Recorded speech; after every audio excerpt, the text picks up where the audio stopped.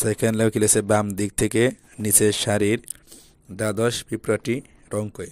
দ্বাদশ মানে কি?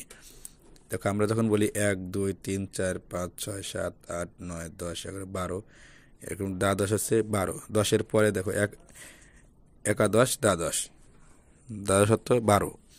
তাহলে আমরা 12তম পিঁপড়া কোনটা দেখো, 1 2 3 4 5 6 7 8 9 10 11 12। এটা কত? প্রথম, দ্বিতীয়, তৃতীয়, চতুর্থ, পঞ্চম, ষষ্ঠ, সপ্তম, অষ্টম, নবম, দশম, একাদশ, দ্বাদশ। তো এই দ্বাদশতম পিঁপড়াকে কি করতে বলছে? রং করতে বলছে। আমরা রং করব। তো এখানে কি লেখছে, নিচের সিঁড়ির ধাপগুলোতে ক্রমবাচক সংখ্যা বসাই।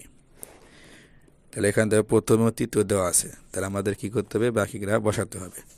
তাহলে এখানে প্রথম, তারপর কত? দ্বিতীয়, এখানে তৃতীয়তে দেওয়া আছে, তারপর চতুর্থ, এবার পঞ্চম, ষষ্ঠ, সপ্তম, অষ্টম, নবম, দশম, এরপরে একাদশ, দ্বাদশ।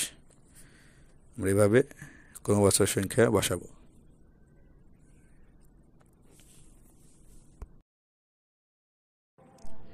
প্রিয় ভিউয়ার্স, তৃতীয় শ্রেণীর অঙ্ক বিষয়ে ধারাবাহিক ভিডিও পেতে আমাদের চ্যানেলটিকে সাবস্ক্রাইব করে রাখুন এবং আপনার মূল্যবান মতামত কমেন্টের মাধ্যমে জানিয়ে দিন।